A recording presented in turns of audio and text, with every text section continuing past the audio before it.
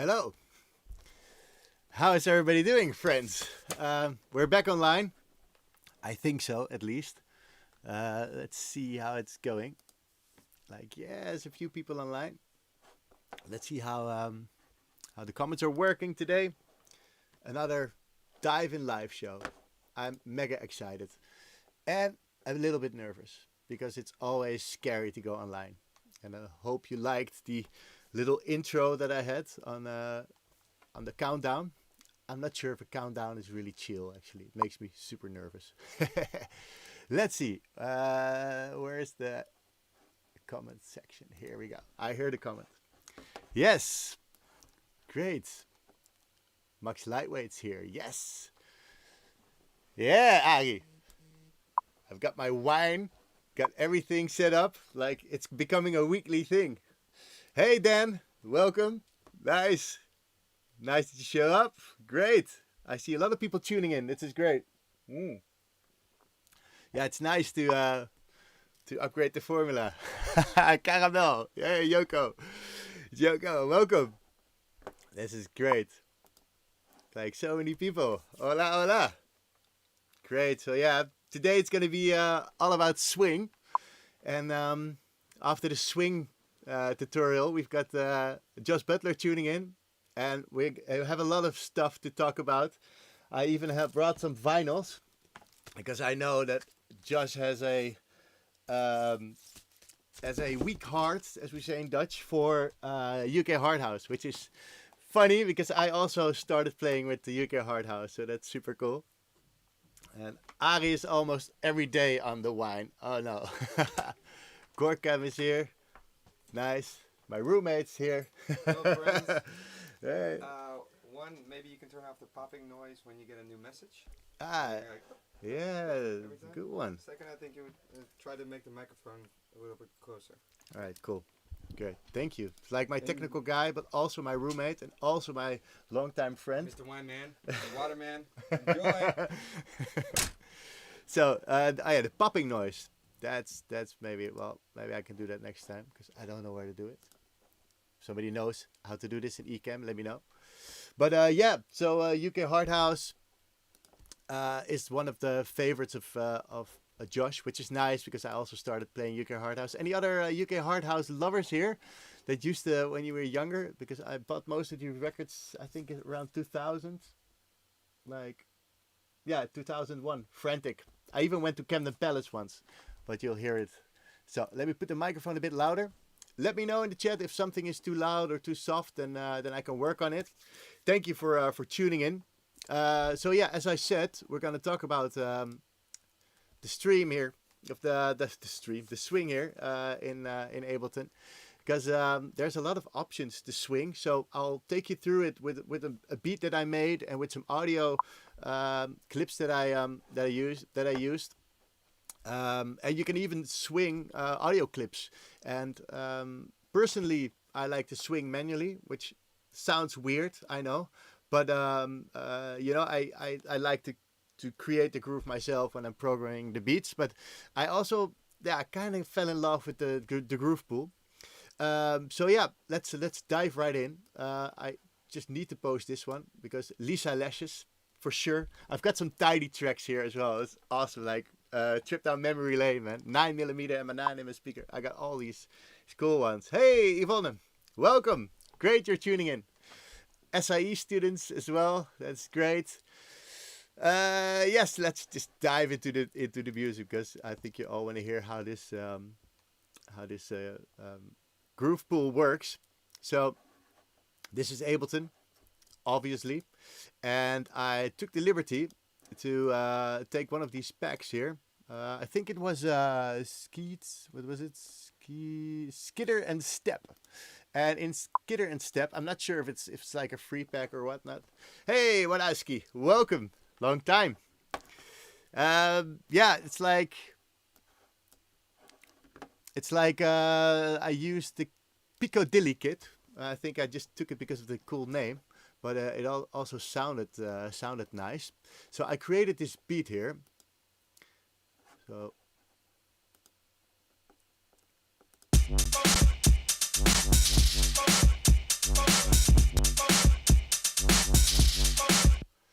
which sounds a bit like Mr. Oiseau with a breakbeat behind it. So let me just make it a bit slower because it's more meant as a hip hop beat. So there you go.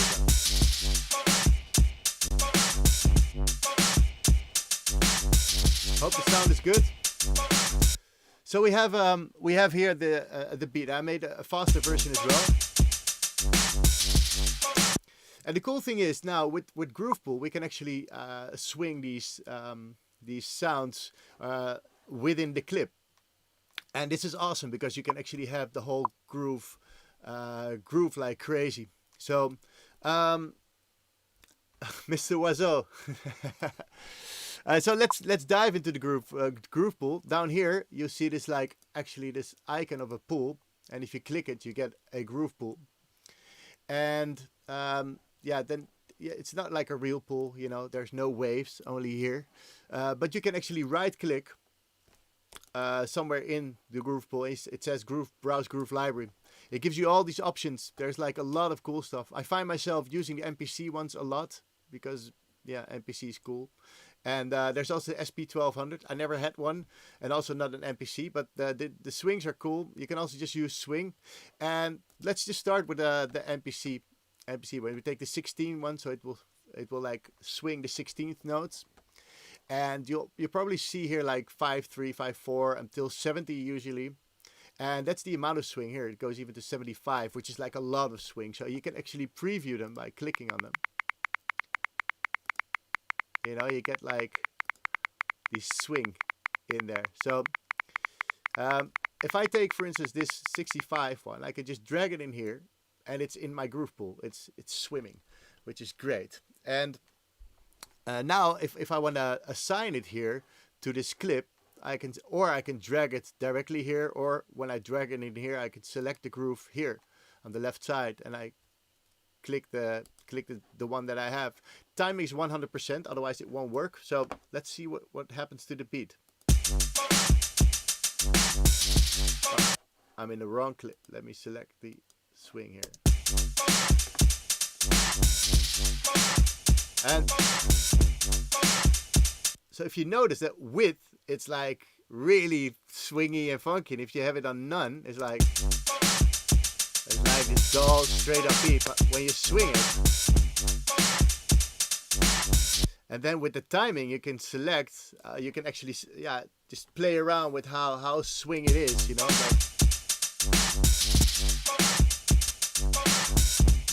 So if you move it all the way to 100%, obviously it's going to be the most radical kind of swing that you're going to get. If anybody has a question at some point, feel free to ask me. You know, I'm here anyway, and you're here anyway. So just ask me if you want. And if you have any like comments on the swing, or you know something you want to share, like, oh, I always use this one or that one, please let me know. I can drop it in. So yeah, and also let's try a different one. Let's say, okay, this is cool. Let's try. There's way more. So we can try, for instance, the SP1200, which I kind of like as well. Let's take a 63, maybe this one, the 16. Let's try this one, 67. So now I have to go to the clip and select, instead of the swing, I have to select the SP1200 one. So now, also cool. I like this one.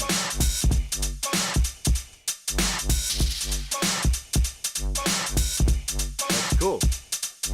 And then there's a few other options that you have here. So the bass, it tells you just the bass, like it's a 16th swing. I would advise to use a 16th swing mostly. I never swing my 8 notes or 4th notes or 4th notes. The quantize is when you have played something and it's already a bit swung, or it's just not on the grid. You can quantize the notes first before you get like the timing to do the work, because the swing actually works the best if the sounds are already if the sounds are on the grid, like perfectly on the grid. So then it worked the best. Yeah, I hardly use the 8 ones because I actually always use 16th as well.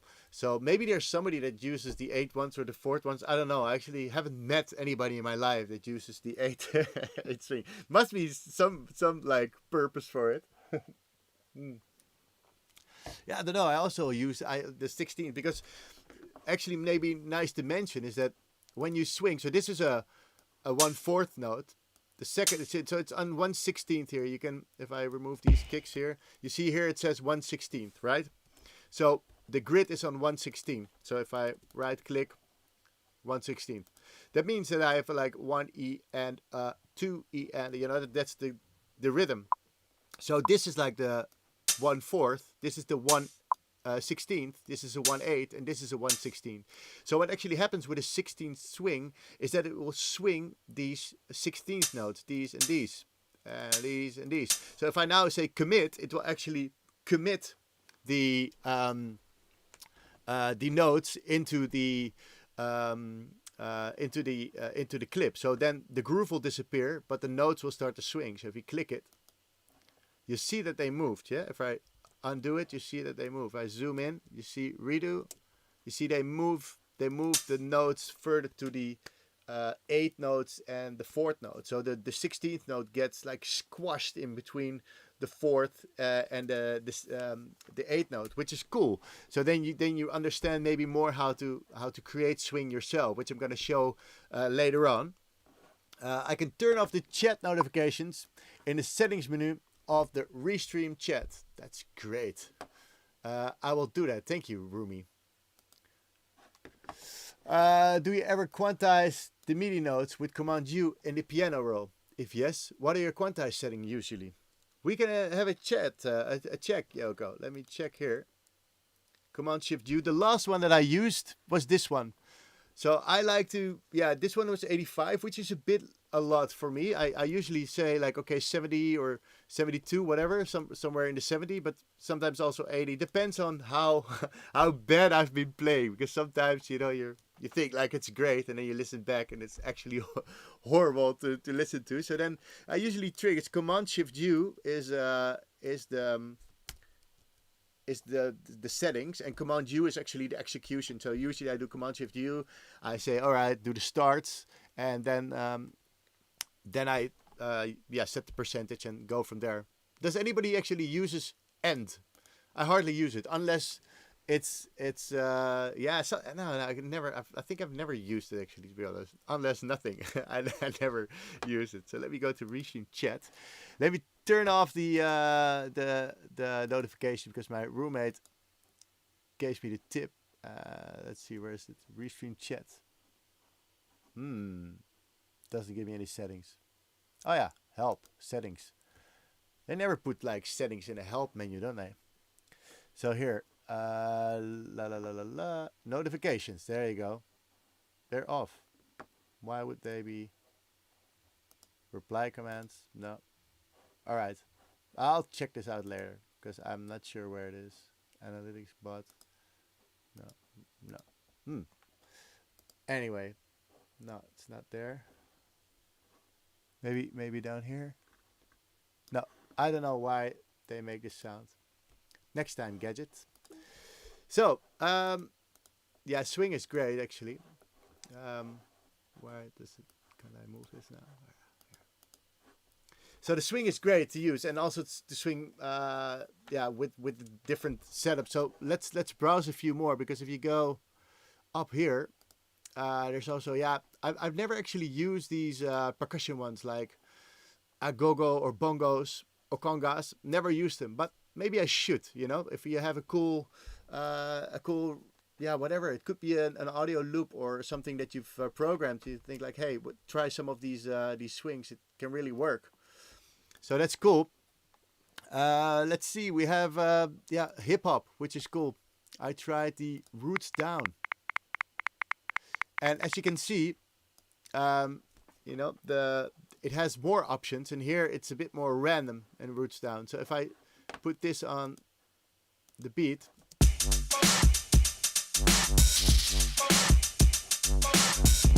compared to this is normal.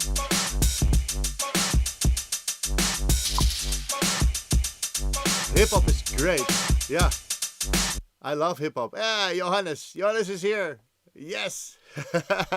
Hip hop is cool. Yeah, and also this like groove pool of hip hop is super cool.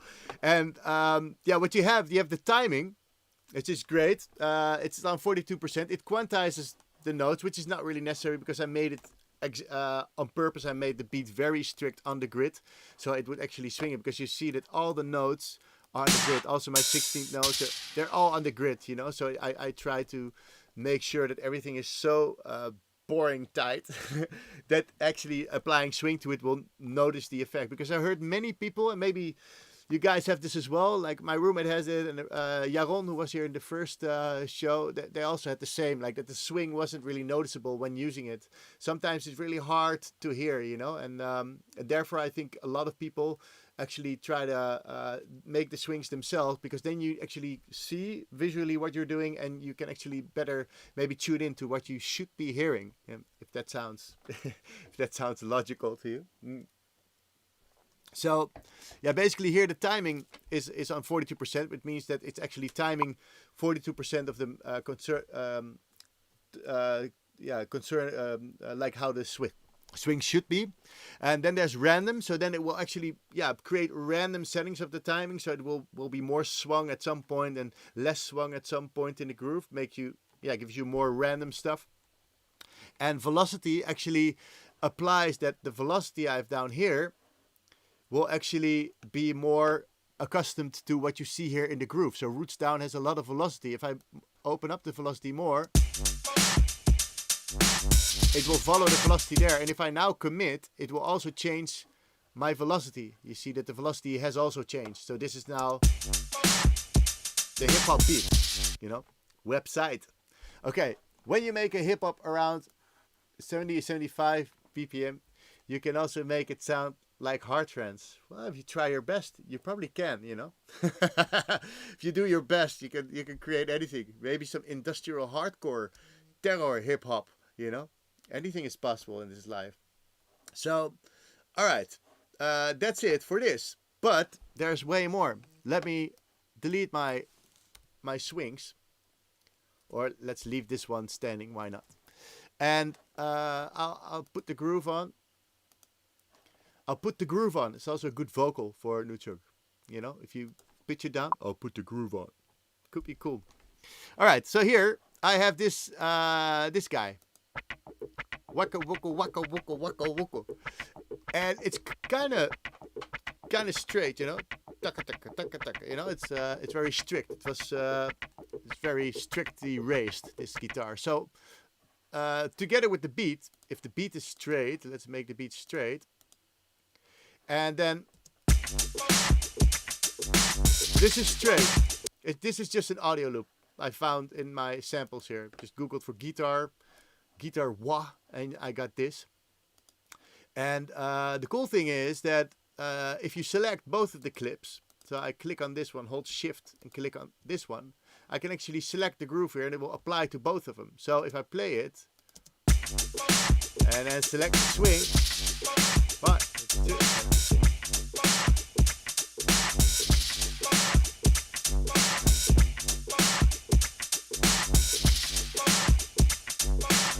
cool, right? And I can also add this one.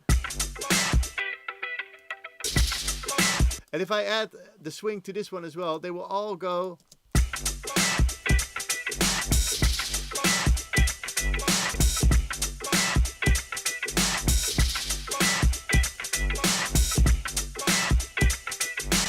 Without swing.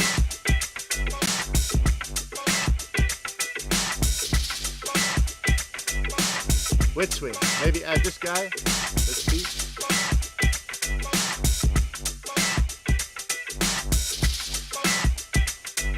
I like the roots down. Roots down is one of my favorites. You can try more. There's so much more. There's like loosely flow. Sounds great to have a loosely flow. Maybe put some more timing in there. Loosely flow. Yeah, swing it, baby. So that's great. The swing is awesome. Actually, when you put the settings for the quantize percentage lower, you can slowly add more swing with every time you press Command U. So it's nice to slowly increase the swing until it fits the current beat the best. Look, these are tips from the master. Yoko, I think you should join me for one session here. I really think this is a really cool tip. So Command U to quantize it, and then use the quantize percentage lower. That's cool. And use more swing. That's great. So you can actually, yeah, but also you can do this here. I think if you up the quantize here, maybe you can up the swing as well. Yeah, it's also, I think it's also balancing, and it also should be like a nice of a bit of a like a balance, like you're tweaking with like a synth. You're having one value here and one here, and just trying to find sort of the sweet spot, because it, of course, yeah, like Joko said, it depends on what the source material is. So it will always be like looking for the sweet spot, you know. You don't. These are great. You don't just go head nod with swing. You make rounds. See? Like this. I know you make rounds, J-Ron. It's rounds. Oh, it's nice. Nice you all put in the best. Thanks for the tip, Joko. You should join me for one show also. And yeah, so that's cool. And also like on let's see, it's like 10 minutes to, so I still have time. Let's see. Let me also already start up Skype for a bit. So I have here a 909 kit. So let's stop these guys for a bit. So these guys are gone. And we put in like, let's say I put a kick here. It's like a drum kit I have. Like I put some 909 stuff in there. Like with some shakers and some MPC stuff.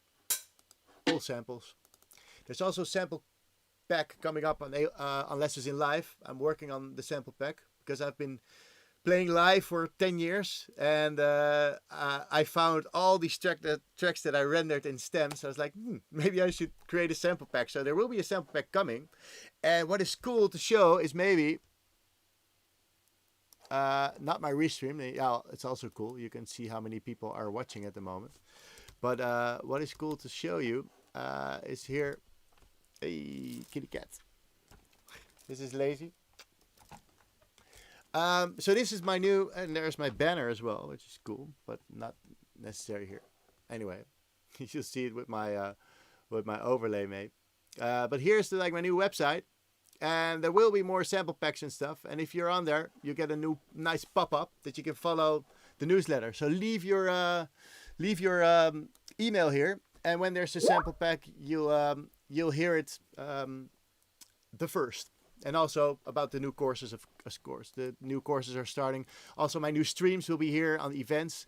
I took a long time to create this. It took me 2 months to create this with designer Dylan Schofield. If you need a designer, let me know. This guy's amazing. So I'm really happy with this website. And yeah, so keep tuning in for this. Would you add swing on a kick track? I actually never done it, but I think it would be cool. Depends on what music you're making. If you're making more like straight up, whatever, melodic techno or something, I'm not sure if it will work. But if you're maybe working on some house track or something that generally swings, that's not then I wouldn't advise it. Let me check out the cat. Sorry, cat.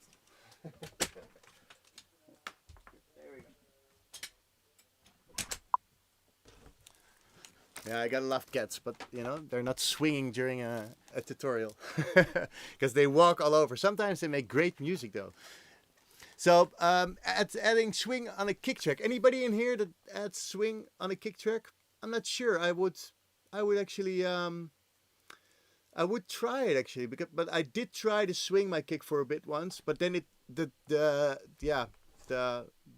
hop it got was not really working. So yeah, depends. You know, you gotta find if it suits the rest of the groove of the track. All right, so let me show you just the last bit I wanted to show you. So I've got a kick here.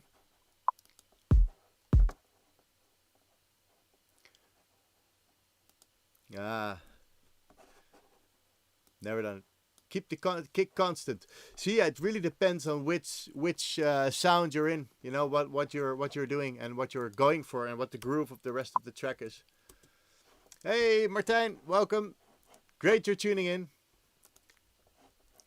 All right, so I got my kick here. Let me go to a bit more house stuff here. All right, so let's add some. Let's add a hi-hat. Why not? And add some short hats as well. So, and this is really cool. Maybe add some bass. I have like bass rack, so we could like, let's see what it does. See, we're housing here, and then.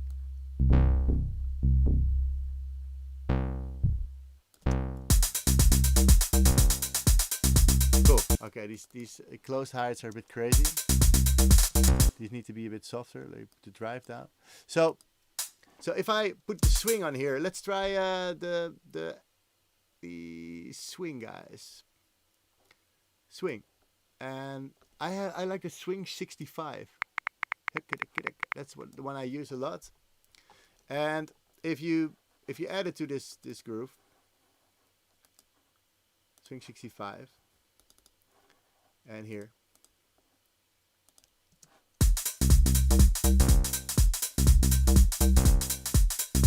and then I take the groove off.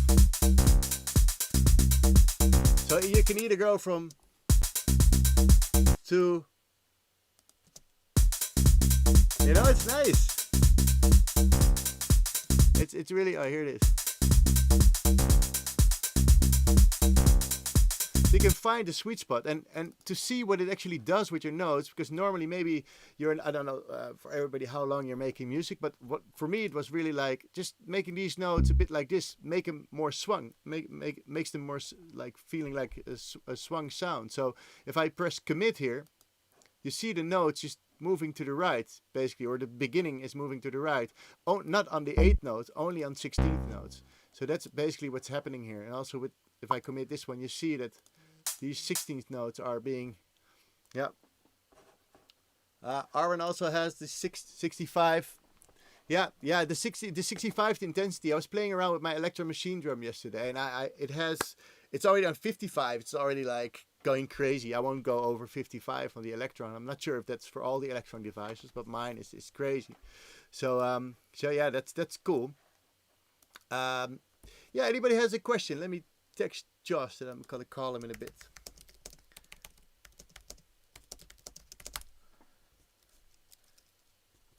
All right, so yeah, that swing. The swing is amazing. So if you want to manually swing stuff, which is crazy, of course, but if you want to manually put in like this, for instance, these, normally you would say, okay, well, maybe these claps, you know, I want to make some funky claps. I just take the beginning of the 16th notes, and normally it's like, taka, tak, and here it becomes, ta, ta, ta, and then if you swing this one as well, and the more you move it to the right, the more it's going to be leaning into this next note. You know, you hear this a lot. Recently you had a switch to get all in swing called shuffle. I'm not sure. Yeah, it was maybe the Dr. Rex. Wasn't it the Dr. Rex? Yeah. Yeah, and Joko has another tip. Definitely use the velocity. Definitely use the velocity. You can actually move the velocity down like this, or you can hold Command and just click on the note and move it up and down. That's cool. Yeah, velocity is at least as important as swinging your notes, because velocity makes it more exciting. I can actually show you if we take the pencil and we draw some guys here, and we actually move them all up. If we listen to it like this, and now we start doing what Joko says, like make it one a bit softer. It creates way more swing, or way more vibe, and way more tension, you know. It's like speaking loud and then you speak soft, and then, you know, it's like, you know, making just variation basically. There's where you could also use LFOs, and it's, yeah, that's too long to get into, but yeah, you could follow my my tutorials on Lessons in Live, the YouTube. There's a lot more stuff there, also about LFOs, how to create variation in your music by using LFOs. So it's 8:30. Instant funk. Instant funk is the best. Let's call Josh and see what he thinks about instant funk. Let's see. Here we go. This is fun.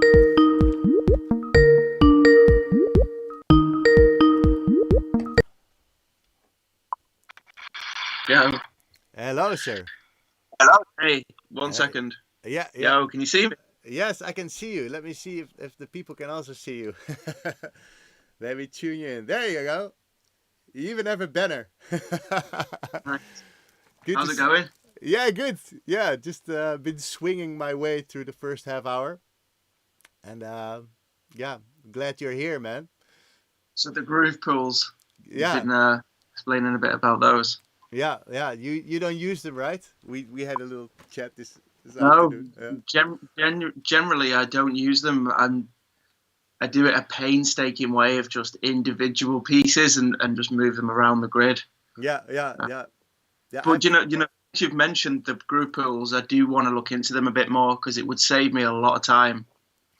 Yeah, I've just you can watch the episode back. It's actually great, and I've actually have to admit I haven't been using it a lot myself. You know, just a few times, and then I was like, "Am I hearing this now? Is this working or not?" You know, and now I've been really jamming on it, and you just have to like really make your source material super straight, like super on the grid. Then it works the best, because then you can hear the difference. You know. And does it move the? In fact, I'm not going to ask questions about groove tools, because so I'll rewatch it, because I am genuinely quite interested about that. Yeah, we could do a private lesson. Let me add myself on your screen. Yeah. Here we go. There you go. Oh wow, it's my other camera. Wait, let me put my, because this is not my great camera. Let me put this. Oh, where are you now? I lost you. There you go. All right, and now we need to turn around. There you go. Now I add myself. Ah, this is it. So yeah, man, how you doing? You went for a ride today, bike ride and a run. Yeah. I rode to my friend's house, then we ran through a beautiful area. You know, like since the lockdown, because we've still been allowed out to exercise. So I've been exploring a lot of the places in my area, which I haven't really done before. No. Because there's so much beautiful countryside where I live. So today we went through this little forest area, and then the stream there as well. It's beautiful. Yeah, cool. Yeah. It's good. Yeah, nice and healthy, man. It's good to stay fit, during these times. No, Jeroen says hello. People saying hello.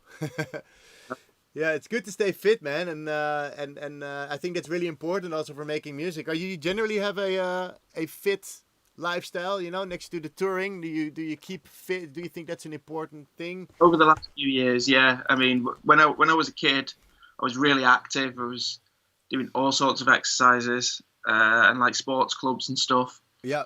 And naturally, once I discovered music and partying, yeah. Excuse me. Obviously everything else sort of slowed down. Yeah. I'm exactly the same. It went downhill from there. Exactly. So, but over the last couple of years, I've been doing it again. Yeah, because the touring got so intense, and I was traveling, the majority of the time, really. Yeah. But getting to use some amazing hotel gyms, quite privileged to stay in. Yeah. Some amazing hotels when I travel. Yeah. So I thought I'm going to start swimming again and using the gym. Yeah. I think it's really important. Yeah. Yeah, just continued it from there really, and since lockdown, I've just upped it again. Yeah, it's great. Yeah. Also, my roommate also travels a lot for his gigs, of course, and he's like having a field day every day. Like, we can go work out. We just work out in the living room, and it's nice, It's just sleeping again is a huge one. Yeah. Sleeping like solid 8-9 hours a night now. It's I needed it, mate, because since I wasn't sleeping at all. Yeah. You were in I think last in Canada or so, right? Didn't you have before the whole That's right. stuff went down? You were in Canada, right, for some gigs? Yeah. I ended in Canada. I was actually on like a 6-week tour of Australia and New Zealand, and then I flew home via the States and Canada. Wow. Well, at least you had a good last trip before the next one, whatever. I had the best start to the year possible, to be honest. Yeah. Oh, here I get a message here. I can drag in the message. I don't know if you see the stream, but Gorkum says, "Got a feeling, Josh Butler." That's a cool one. I remember actually I think you sent it to me before you released it. You're like, "Yeah, shall I release this stuff?" Yeah. It was nice. It's been a great. It was the game changer, right, for your whole.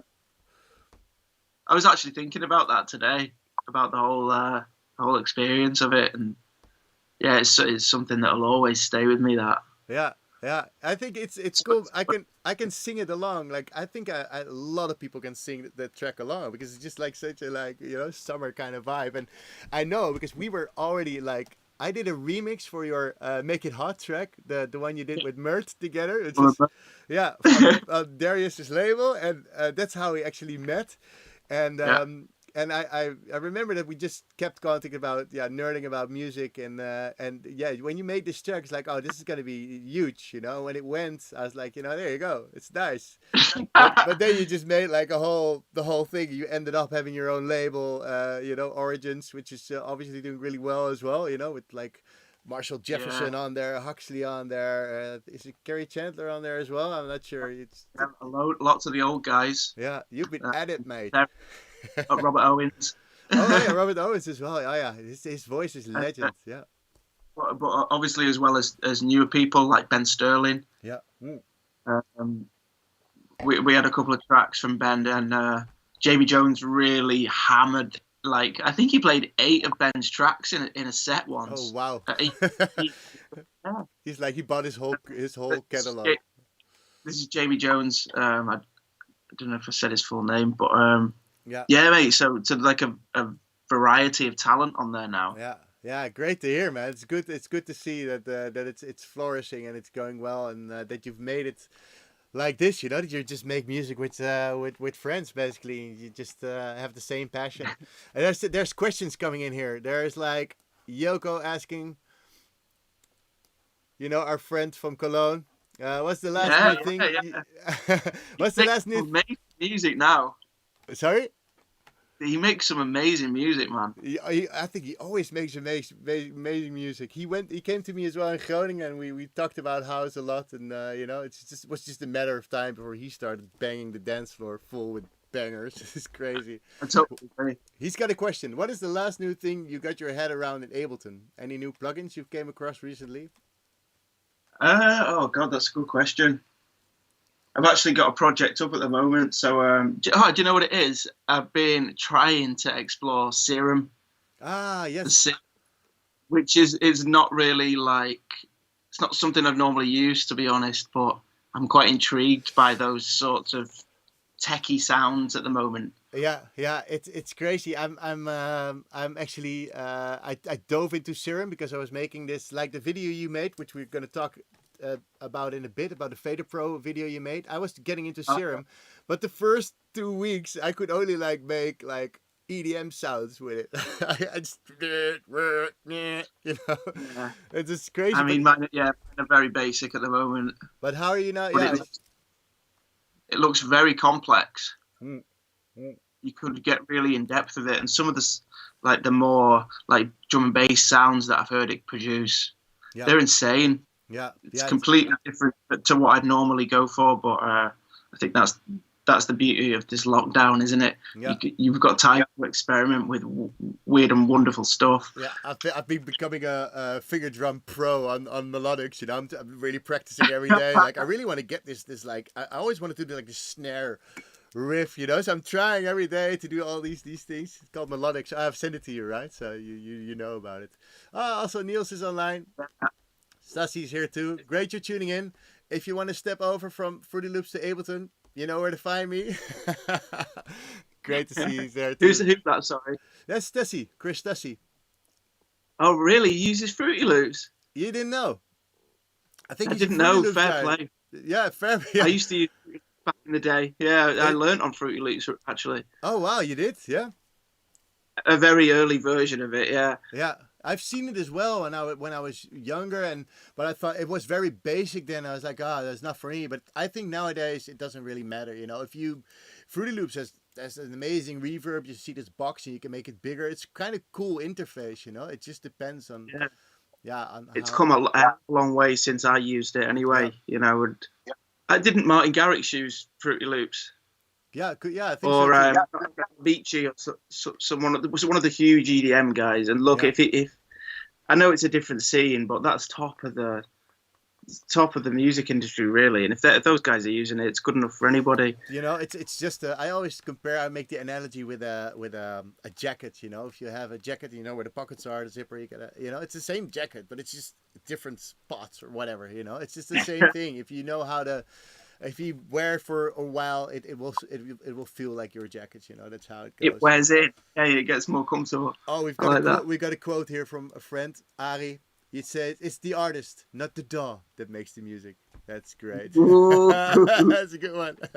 Yeah, man, it's crazy. So, talking about the things in DAWs, you've just did, and I found a way. I wanted to actually show people because I think it's cool.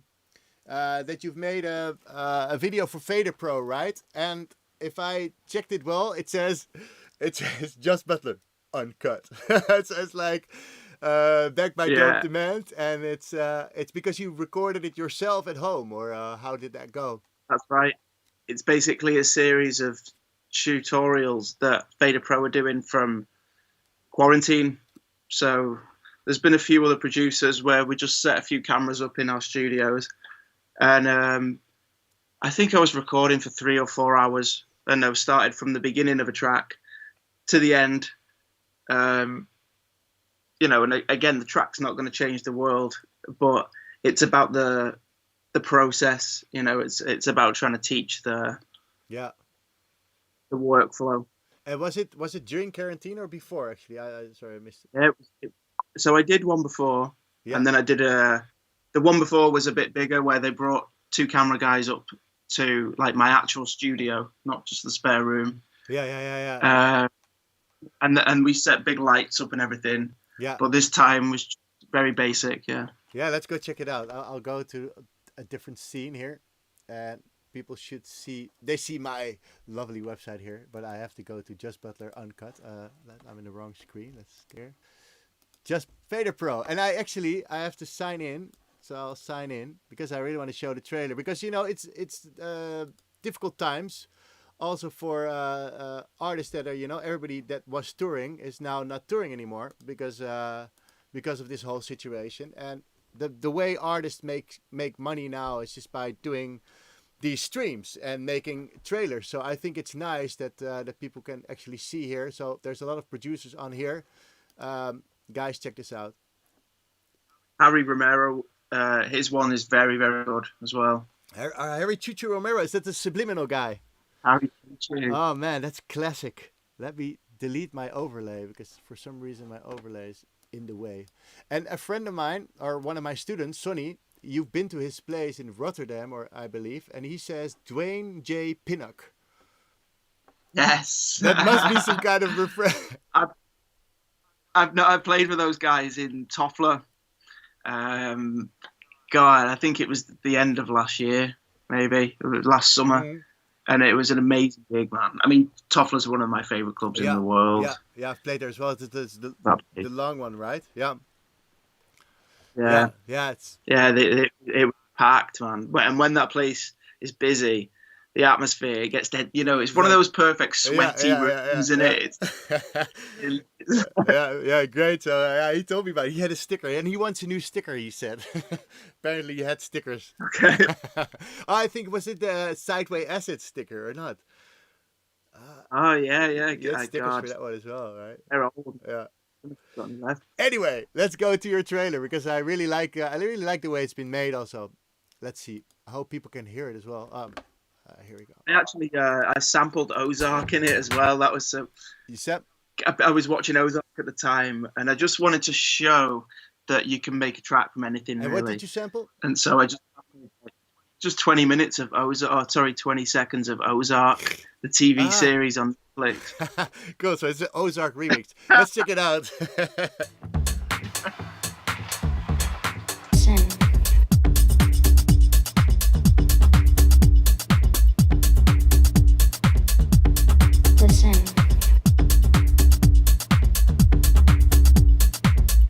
And then when it's over, when it's all said and done, listen. Someone could get ideas.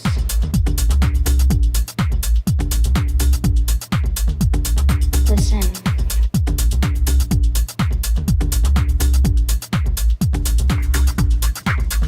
Nice. Making some promotion here for Faderpro. Why not? They've got cool artists on there as well. Wow, you've got a cool glare coming in, man. The sun is going down. It's like you're in a rainbow. Is it too much? It's magician. Can you still see me though? Yeah, it's not too it's much. okay. Wow, that looks amazing. It does. It's like from what's this movie? The Weekend Has Landed. What's this movie? I can't get rid of it. No worries. It looks cool on you, man. But I saw some things in this Faderpro movie, like also the sounds, the track spacer. The plugin. Yes. It's ridiculous. It's like really nice. Yeah. Do you use it a lot? I use it, but very subtly. Yeah. Just I don't try and overkill it. Only on kick and bass, or Yeah. Or maybe on a vocal or something sometimes. Yeah. If there's some sort of mid-range music chords and stuff that are clashing with the vocal. Yeah. I also like to use sidechain compression on vocals, because every time the vocal's there, it just pushes away the rest, so the vocal comes out nicer. So if there's any chords at the same time, then the vocal gets the upper hand, so to speak. That's nice. That's what I like. Yeah, cool. And so the Faderpro, there's a link in the movie itself. You can, if you're a musician, which you probably are, otherwise you wouldn't be watching, or you're just a big fan of Josh. Check it out. There's a link in the description of the video on YouTube and Facebook, and in the event. So if you want to support Josh during this time, get this video. It's nice. You learn something.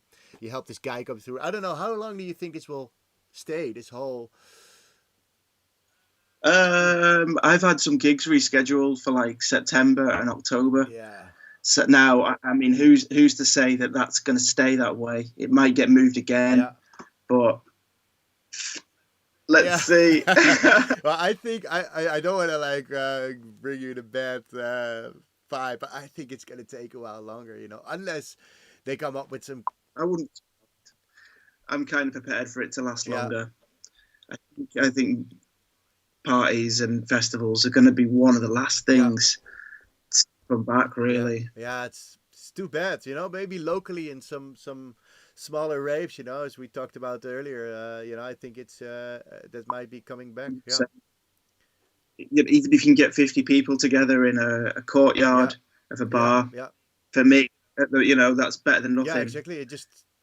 It means that people can start to work again as well. Because I know a few club owners like locally, and you know, all the bar staff are off, the security. So there's a whole economy in the nightlife that can start again. Yeah.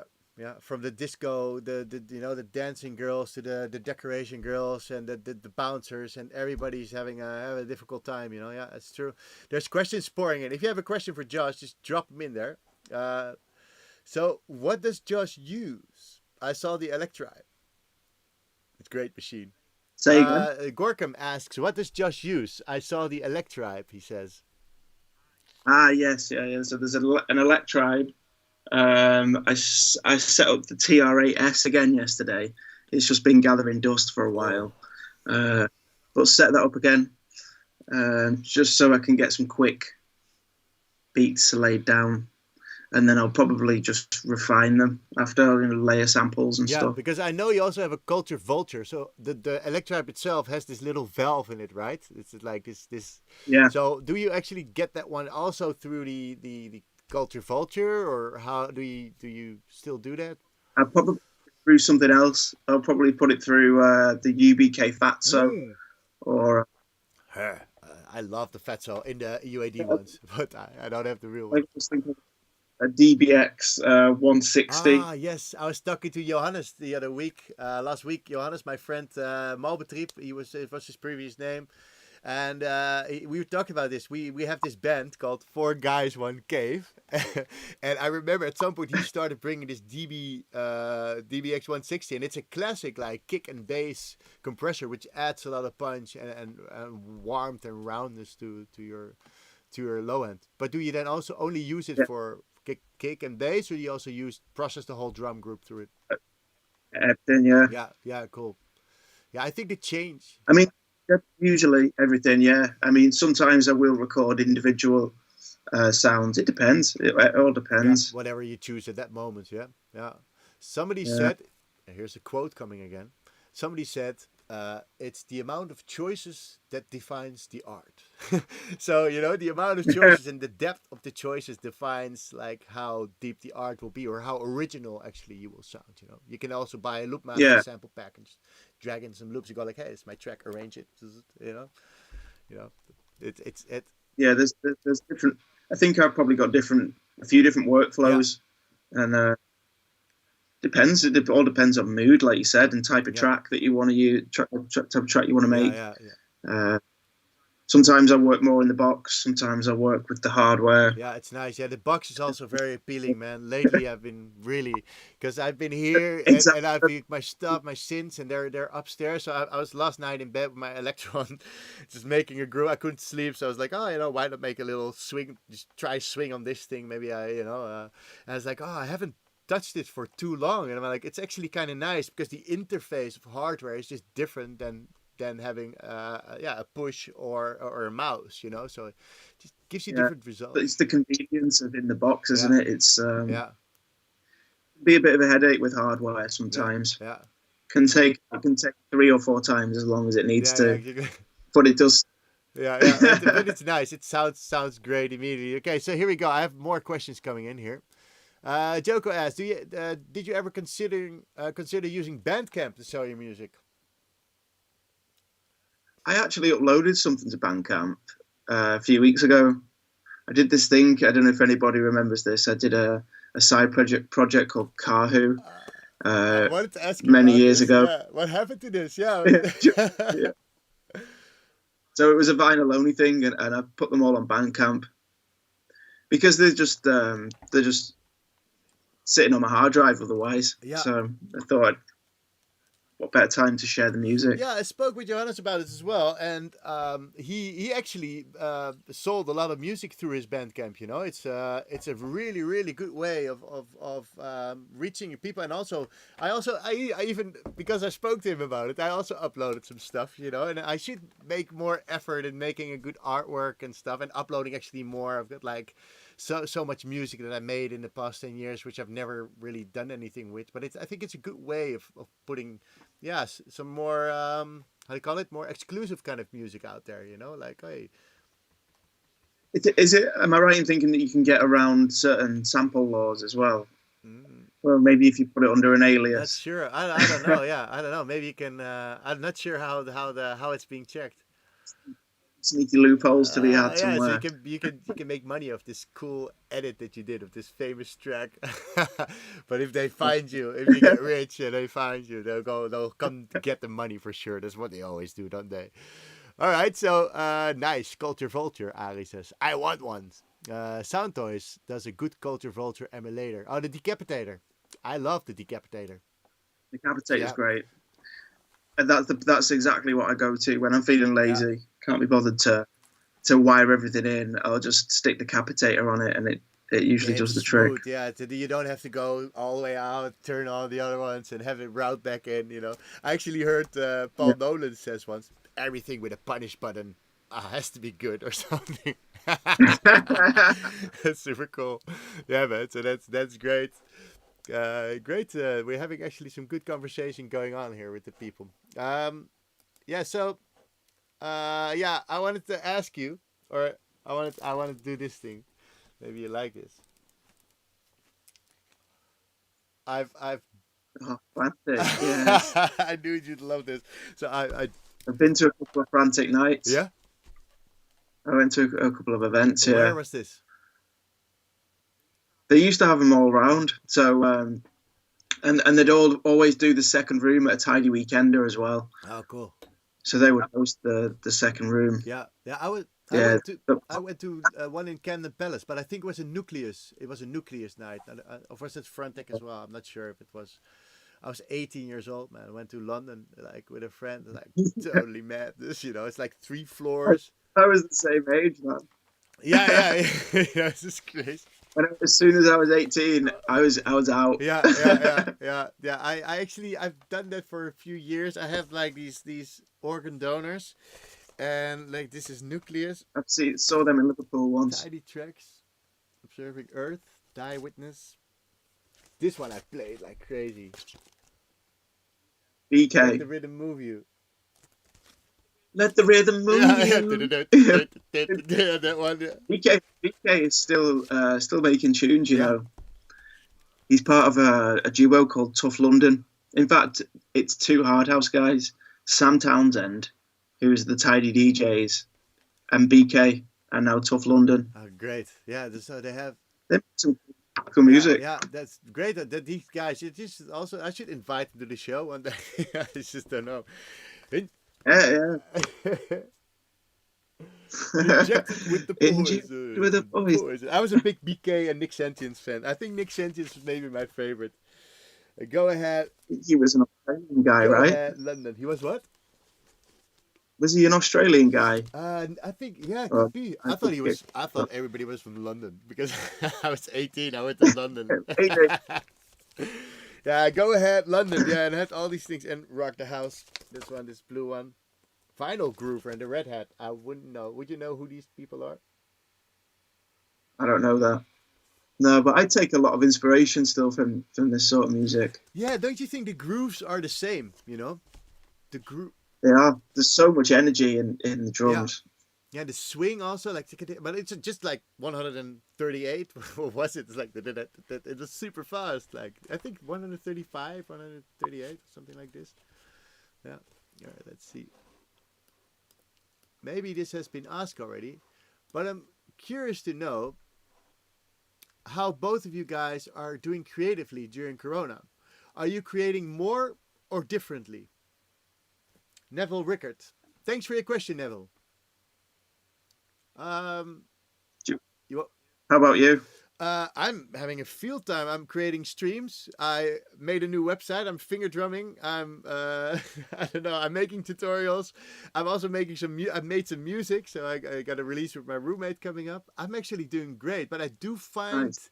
that sometimes I get a sort of you know, that I just have a moment of like what's happening, you know. But for the I'm exactly the same. Well, I started off very productive. First 2 or 3 weeks, I was making loads of music, um, more house stuff, and then I sort of just lost the motivation to make any music. So the studio didn't even get turned on for over a week, maybe 2 weeks. But then I think I needed that break yeah, because now I'm slowly getting back into it, and it feels yeah, amazing. I'm making some really outside the box sort of music. maybe time for a new side project. Just, but, Maybe eh? time for a new side project. Fill up that Bandcamp. Yeah, you know Yeah, it. good to hear. Yeah, also, next week I have Ashley Haag, Luna Ludmilla on the show. And she told me actually, like, I'm not, I can't, I was trying to make, she normally makes dance music, you know. She plays a lot in Holland and abroad, actually, Romania. I'm not sure. She plays a lot of plays, more like this minimal groove kind of stuff. Really awesome music. Luna Okay. Ludmilla is her name. And she told me like, hey, I just don't feel like making any dance floor orientated music at the moment because I'm just like error, you know, like the whole world's having an error. So you know, it's good to like try to express some different vibes. So I think more people will have it. I don't know. How about you, Neville? How are you doing creatively during Corona? I just think we need to keep the power up and stay happy, you know. And Yeah, I mean, I say that I'm not making much dance music, but then I will go downstairs and put my hard house vinyls on yeah, I and see some streams. hit up 150 BPM like that. Dig, dig, dig, dig, dig. Throwing these faders around. Yeah, I've seen some streams though. Well, I'm still dancing around, but it's just in a Yeah, I different also way. was tuning into some reggae. You were playing reggae or dub, like I mean, I listen to a lot of dub yeah, anyway, and most of the stuff I listen to outside of house music is dub yeah, reggae. cool. So Yeah, just wanted to share it really with all the live streams going yeah. on.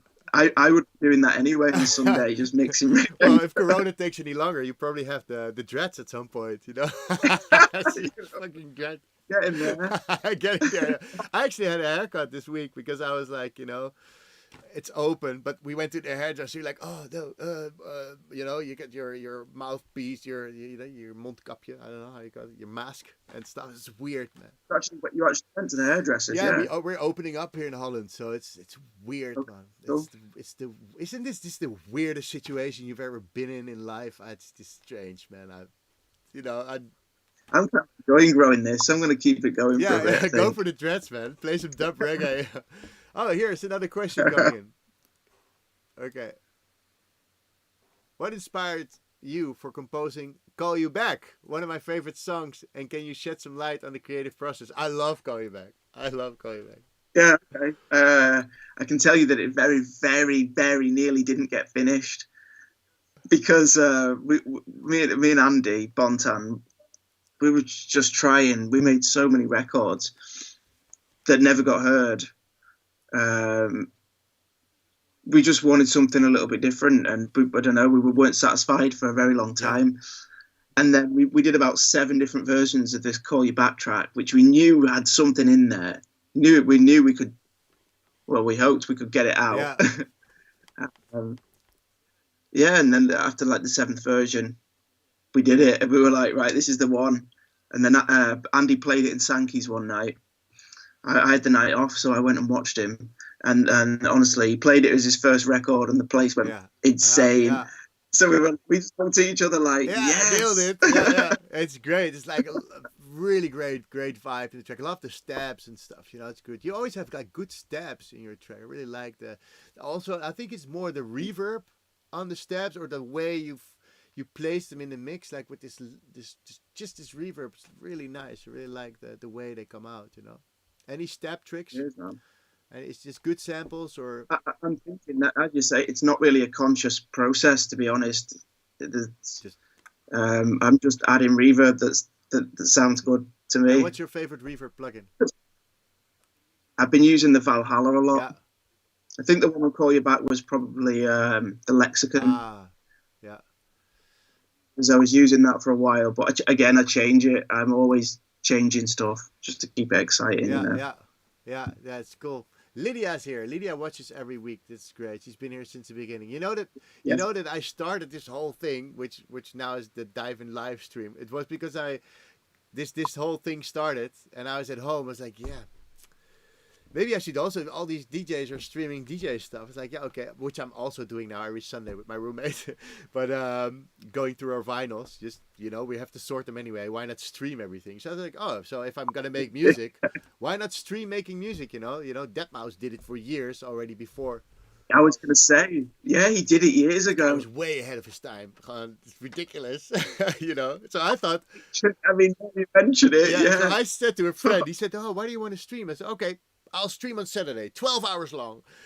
And I said it, and I was like, "Oh shit, what did I?" So I had to of making music. Yeah, it's quite a promise. And I was like, "Oh, you know what? Fuck it. And I'm at home anyway." But it was quite intense.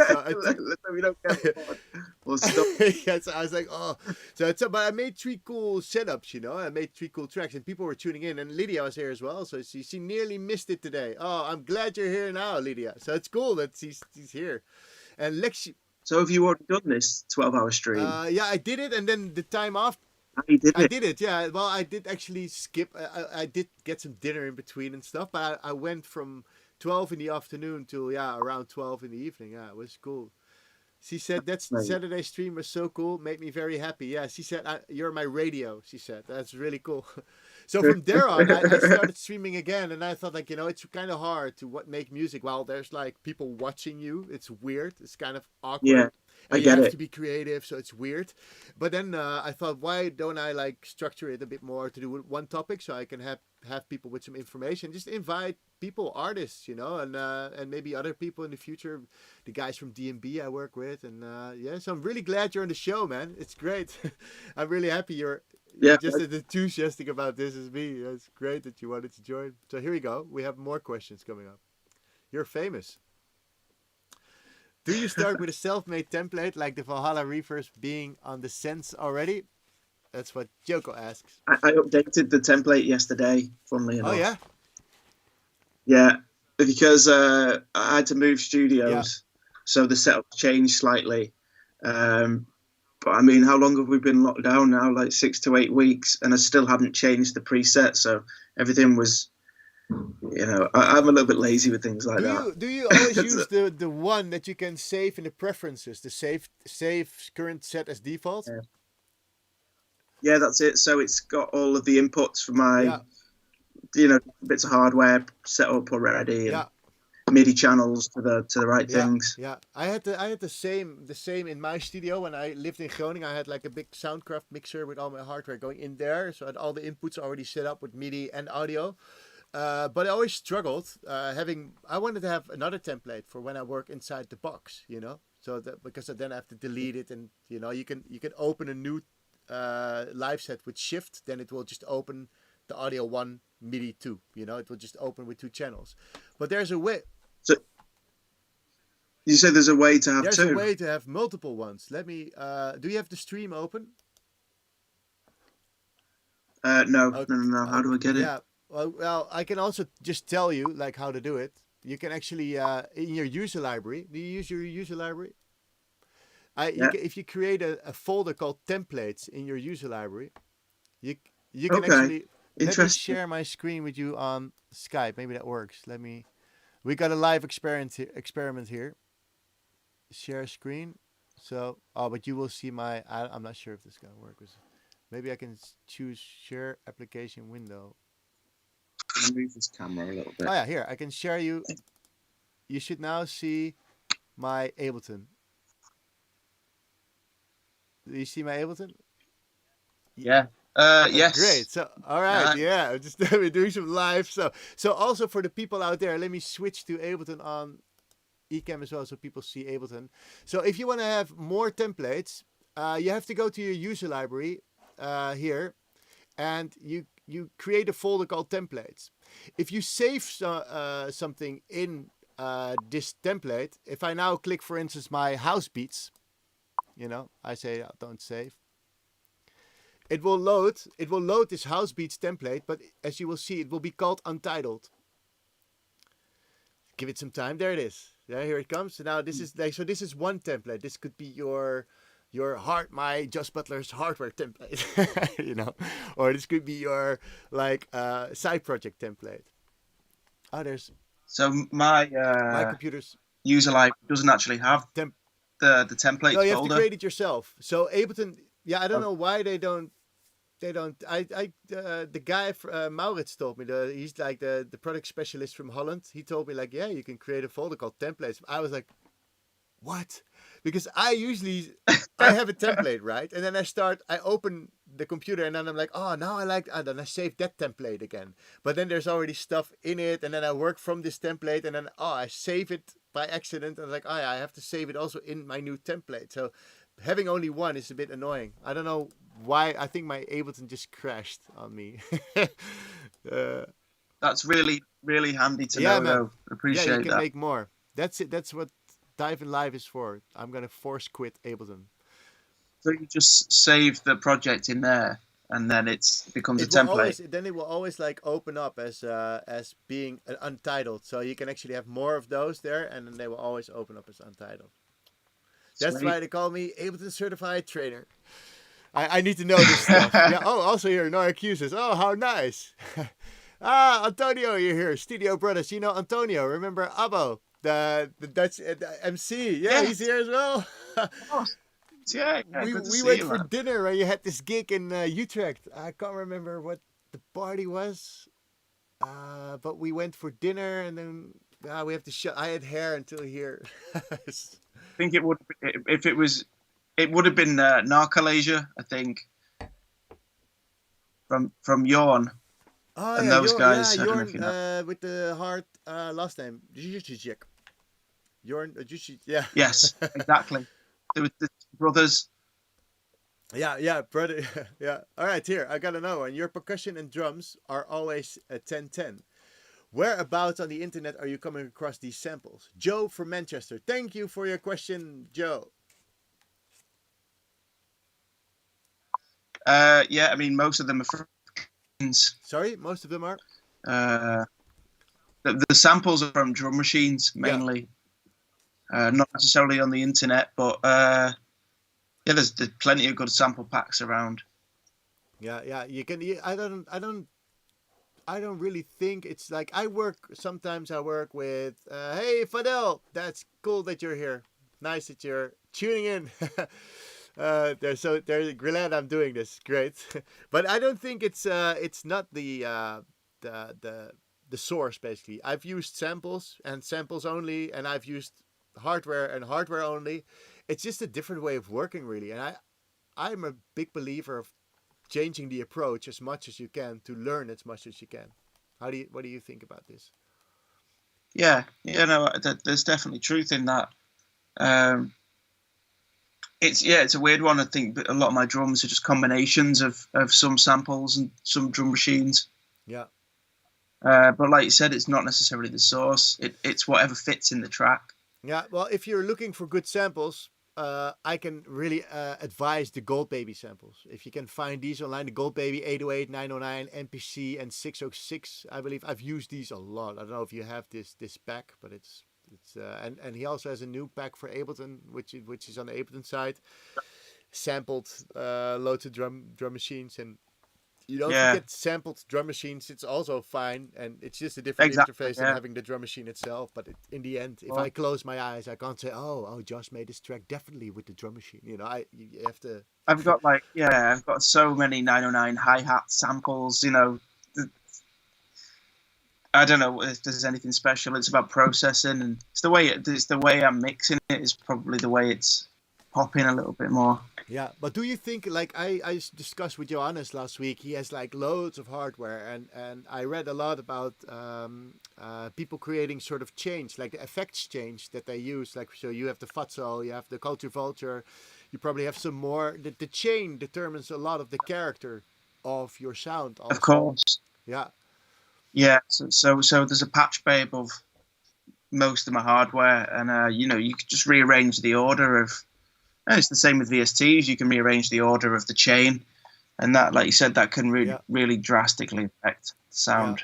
Yeah, so if you always use the same chain, you might get a certain sound that you always have. But yeah, having the same always is always a bit boring. It's so hard to define, like, oh, this is the way or this is the way. It's just a Because the matter other of, way might be better. yeah, yeah, yeah. It's hard. It's hard to find one way, you know. Okay, so we have one more thing to discuss also. There's a new release on Origins coming up, which you sent to me today with some artwork, which we'll have a listen to.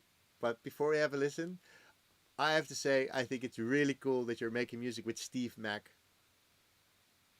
You know, You know, we're talking about tuition and hardware and stuff. Steve taught me a lot, and you know, his studio is just full of hardware. It's like a spaceship. Yeah, cool. Yeah, it's amazing. So I went down to and went to Brighton to make those records with him. And I think a lot of the drums came from the SB 1200. Ah, wow. The sampler.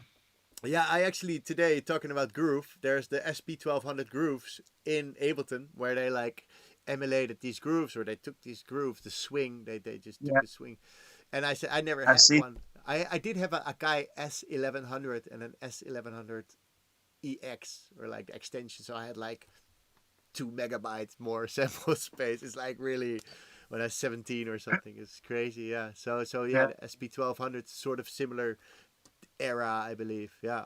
Oh, and what other stuff does he have? Does he have like these LA2A and these Manly or Pool? Yeah, I'm not sure exactly what compressors he's got off the top of my head. It's been a while since I've been down there, but I do remember we did the bass on. Oh, I don't know, I've forgotten now. On some machine. A Prophet. Oh yeah. A Prophet 8, I think it was. And he said he would never normally use that for the sub bass, but it sounds weighty. Yeah. It sounds beefy and big. Yeah. Yeah. All right. So which one first? No Need to Hide or From the Vault? Play From the Vault, because there's a little story about this. So basically, one time I walked into DC10 and to see Kerry Chandler playing, and it was not long after finishing this track, and he was playing it. I don't even know how he got it, to be honest. Steve probably sent it to him. But I walked into the terrace and he's playing that track. I was like, oh shit! So I went straight to the DJ booth, and he's like, yeah, Josh, man, and we got a little selfie together. Cool. And so basically, this is why it's called From the Vaults. It's because I was looking through these old pictures and found this moment. Yeah. And then thought, I really need to release this track. Yeah. It's like a sort of like, it is a nice story. Let's go check it out.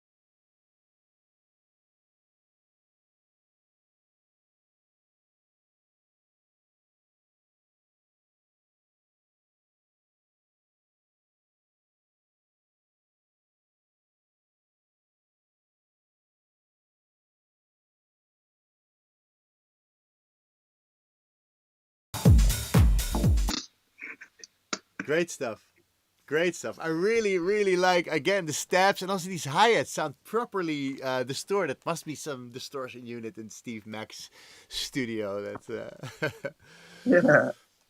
all right. We're solid track from the vault, Fadel says. And nice. Adonis has a question. If you're up for more questions. Yeah, go for We're it. scheduled only an hour, but it's always taking longer. Good evening. What are his favorite bass synths and how does he make his bass? Thanks for your questions, Adonis. I struggle. Believe me, I overthink bass. I really do. So a lot of the time I just use Operator, believe it or not, from Ableton. Yeah. The bass on Call You Back was Operator. Yeah. just on a C, on the note C. Nice and easy. Nice and easy. Easy. Yeah. Because I do overthink bass a lot of the time, and then I end up stripping it right back, and usually find less is more. Yeah. Yeah, it's just, and also what I try to teach students often, like just people are like, I don't know.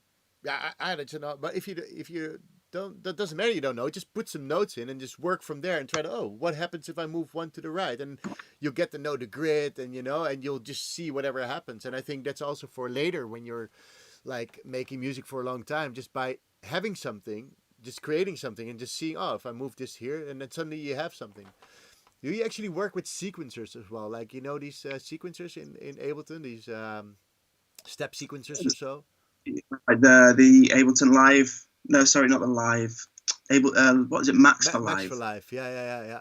I have tried playing around with the sequences in there, yeah, but never really got to grips with it, to be honest. Yeah. If I'm stuck, I usually get one of these things, just press the randomize button a few times, and I go like, hey, and then I move it around a bit, and I record the MIDI, and then I play with the MIDI, and if I'm totally clueless about finding a bass, try a step sequencer. It's cool. Always comes up with stuff for you. It's great. Yeah. Yeah, I love it. But it's cool to hear that you also. Some people think like, oh yeah, he's Josh Butler. He must have had like 1,000 ideas, but you're also just trying to find an idea. I'm just playing around. Yeah, just experimenting. Yeah, just having fun. I think that's the most important thing. Another question: which artists would you say have inspired your music the most over the years? It's hard to say. Always. Kerry Chandler. Yeah, Kerry's definitely up there. Always delivers. Oh man. Yeah. Some hard house artists.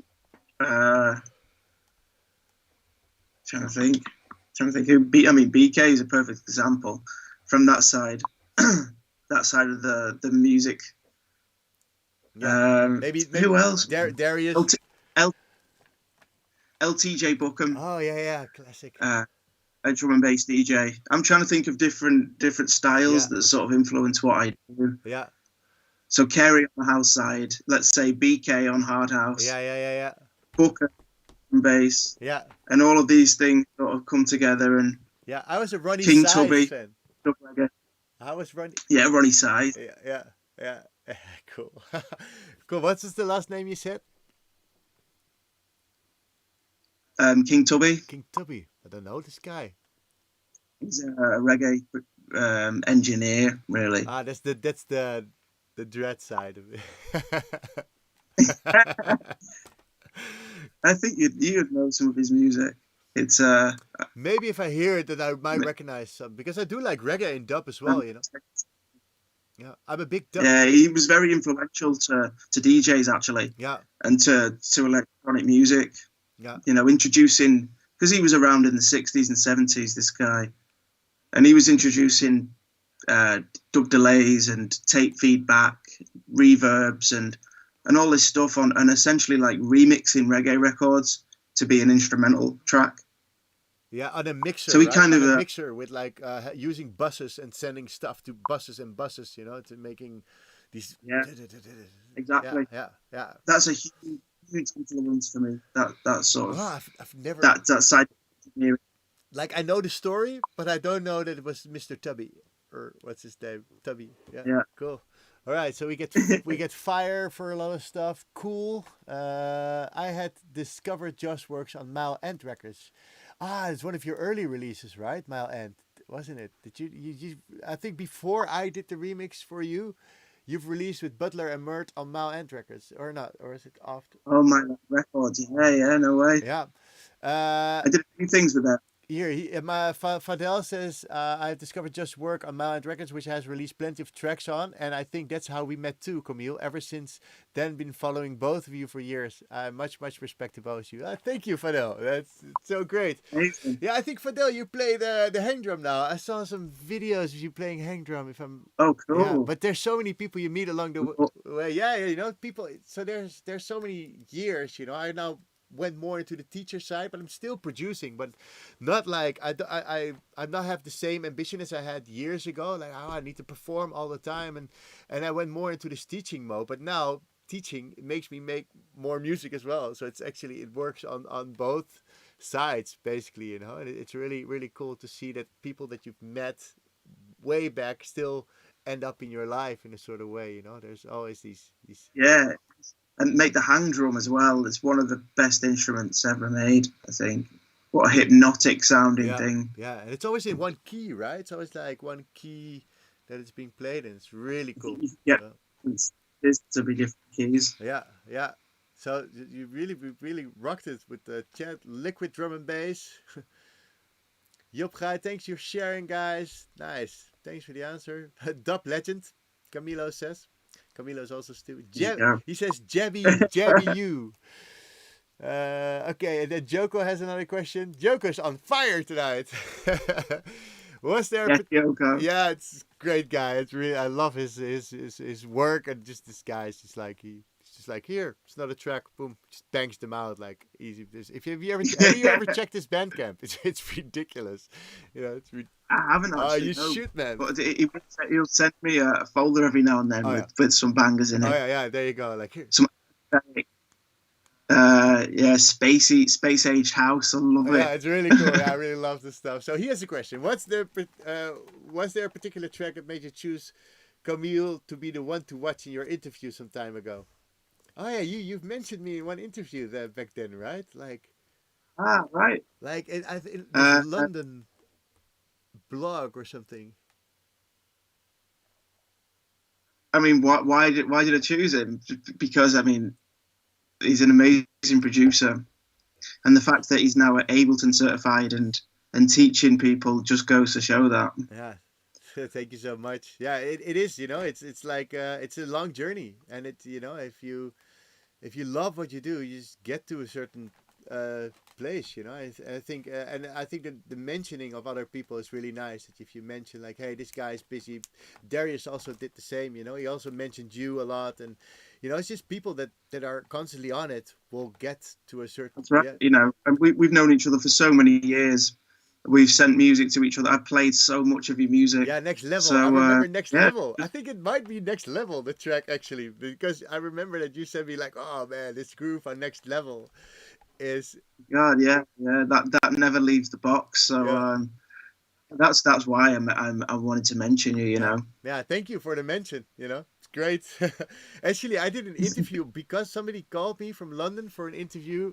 I can't remember. They asked me like, hey, we want to speak to you about because Josh Butler mentioned you and we want to have a chat. So I had an interview because of that mention, actually. And then I talked. Oh wow, fair play. Yeah, then I talked about Fast Tracker 2 in that interview. Like, how did you start making music? I said, well, on Fast Tracker 2 in MS DOS.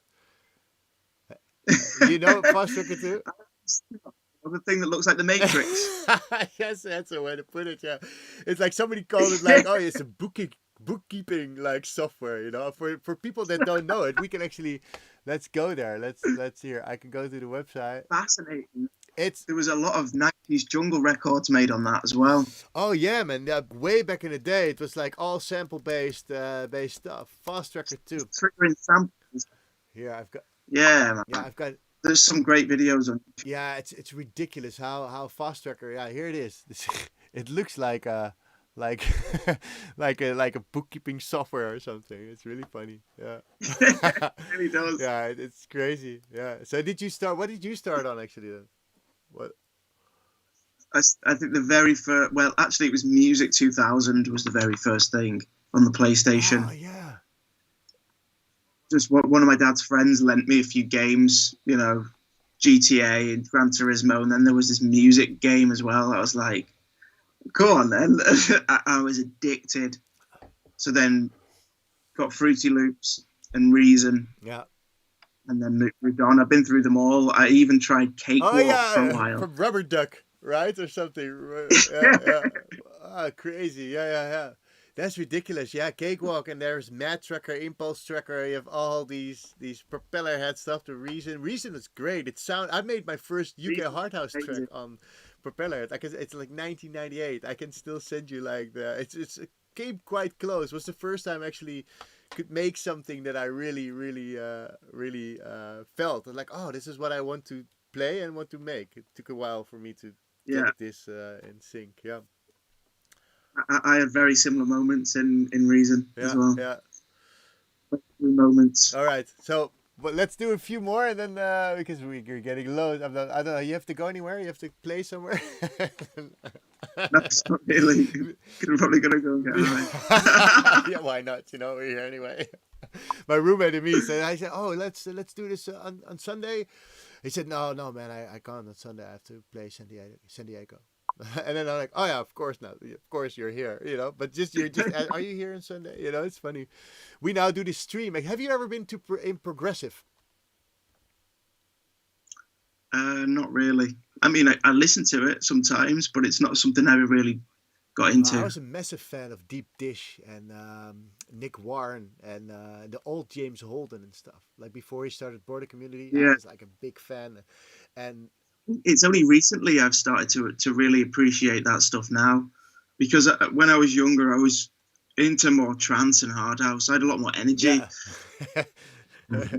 The tempos were higher. Yeah. Oh, the crowd at progressive parties are usually a bit like older, you know. It's not like the young crowd usually. Like.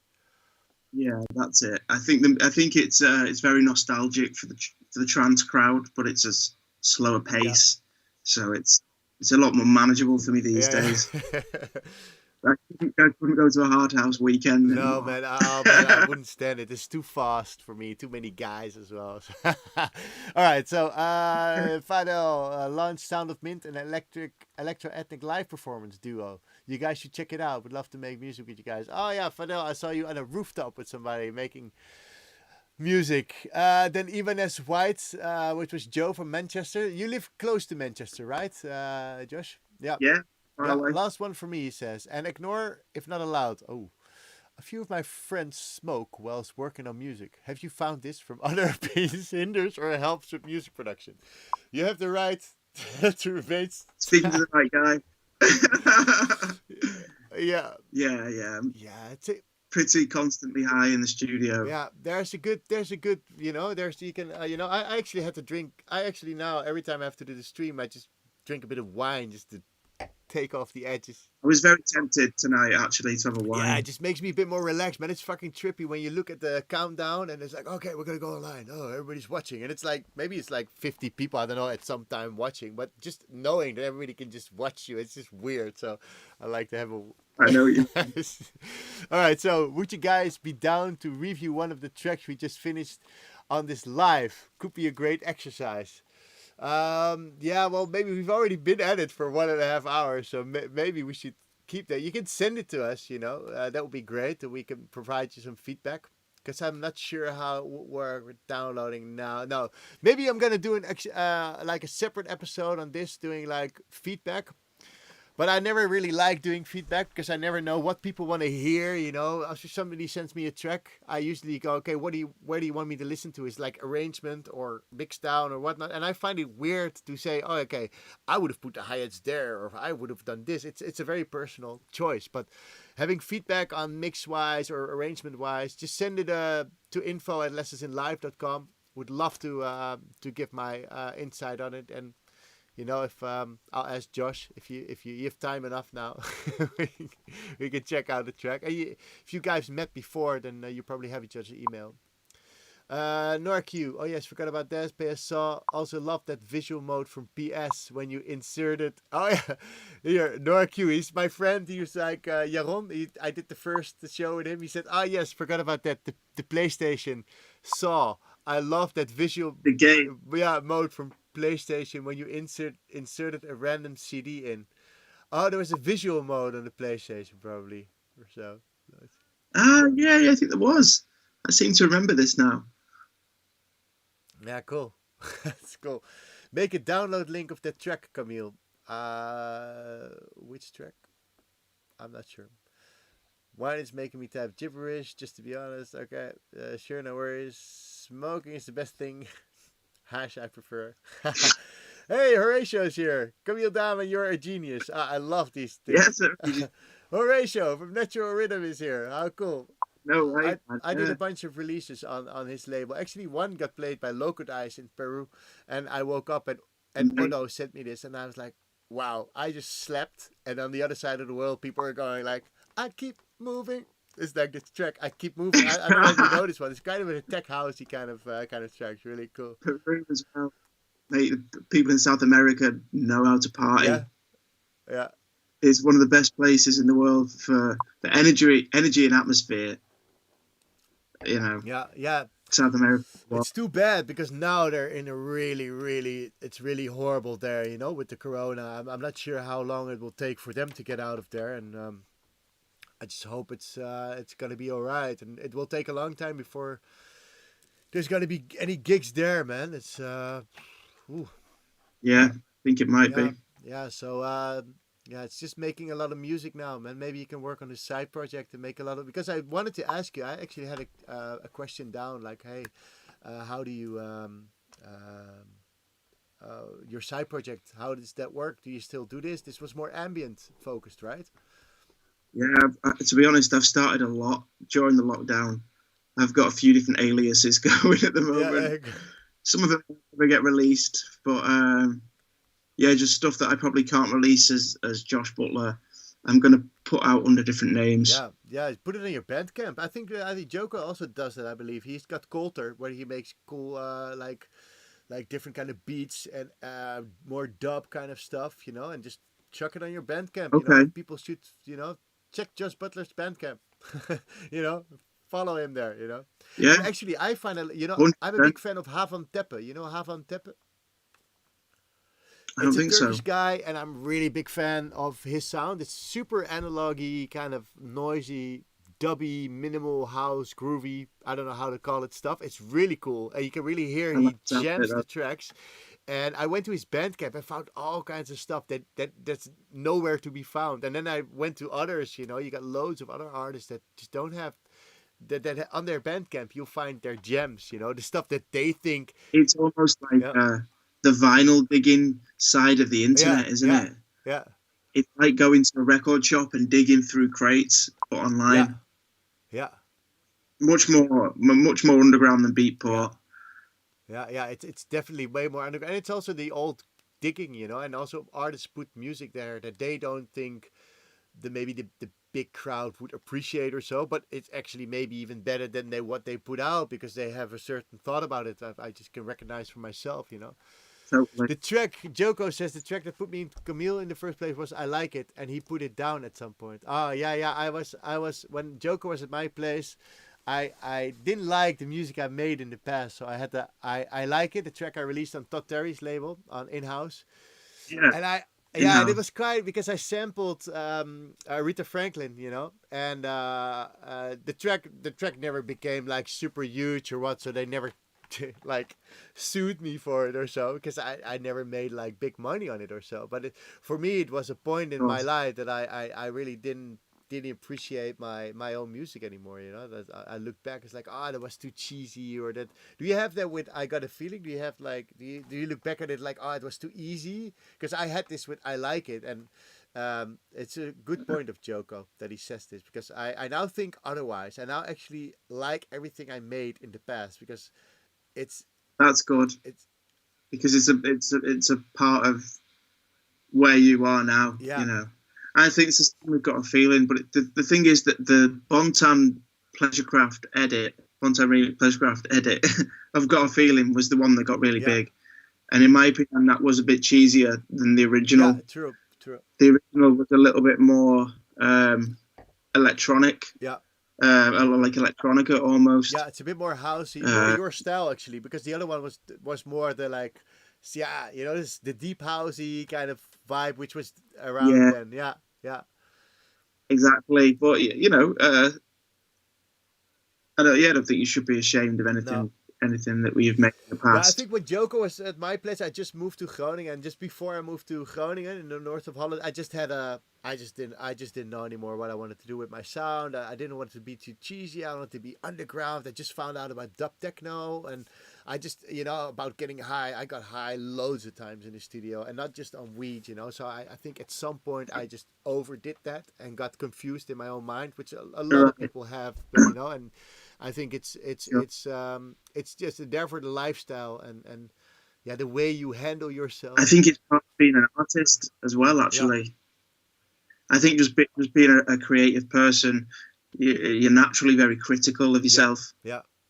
I think it's That's how you get better. it's being critical, but I also think it's self-management in a lot of ways. You know, that you learn, like, okay, what do I want to accomplish, and what are the habits that support that, and not the habits that actually are breaking it down. And I had some bad habits in the past, and I'm glad it came around, and I like it. It's now I like it again. You know, I like it again. Yeah.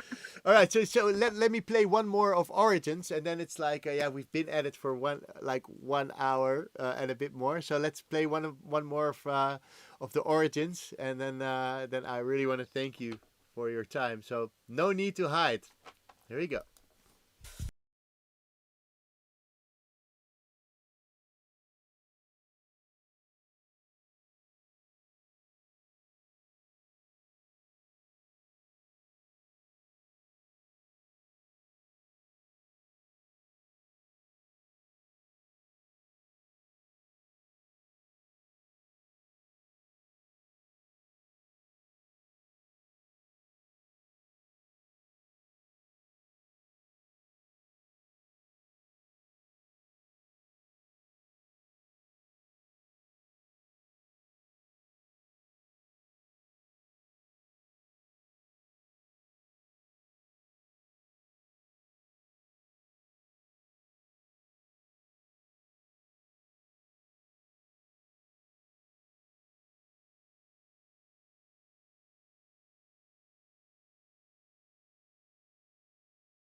Awesome, great vocal.